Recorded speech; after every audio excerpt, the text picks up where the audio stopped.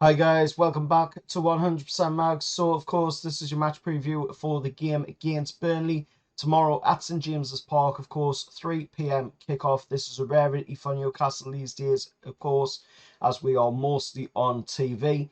So 3 p.m. kickoff is a very rare occasion for us. But we are taking on Burnley tomorrow at St James's Park in that 3 p.m. spot. And of course, looking at Burnley going into this game, they are going to be without Lyle Foster, who is suspended, while Aikdale, Goodmanson, Michael Obafemi, Benson, and Cholinov are all on the injury list for Burnley after their first 5 games back in the Premier League. The side overseen by ex-Man City legend Vincent Kompany and former St James's Park old boy Craig Bellamy, of course, have a solitary point to their name.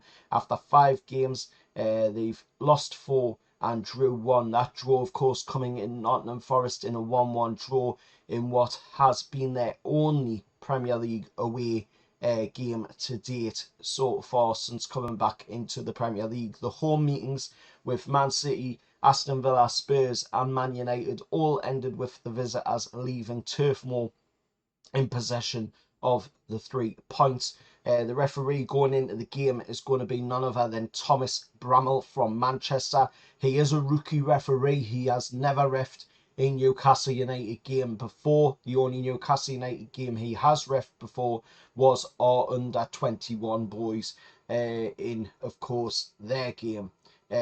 So it's going to be interesting to see how he officiates this game tomorrow at St James's Park. On VAR, it is going to be the Aussie Scouser, Gerard Gillette. He will be on VAR duties, of course, at St George's Park. Now, looking at the past 10 meetings at St James's Park with Burnley, Newcastle have won 5, drew 4, and lost 1. That loss coming in a League Cup game where we drew 0-0, of course, then ended up losing 4-3 in penalties. That was the League Cup game that I was actually at with my family. Of course, back in 2021-22 season, and our most recent win came in the 21-22 season. It was in December. Callum Wilson scoring the goal after a fumble of the ball from Nicky Pope. Of course, in Newcastle coming away 3 points, the better with a 1-0 win against Burnley. Like I say, it's going to be an interesting game. Looking at our news going into the game, we have heard from Eddie Howe this morning that, Harvey Barnes will be sidelined for up to 3 months with a foot injury. It's under his toe, we've been told from Eddie Howe. And although the treatment for it's just rest rather than injury, he's still going to be out, for that massive period of time. So we won't get to see him now until 2024, and we'll probably won't get to see the best of him until maybe next season, because it will take him a while to get himself back going as well from this injury. Joe Willock remains out. Emil Kraft is starting to work on his match fitness. He plays in the under-21s game tonight.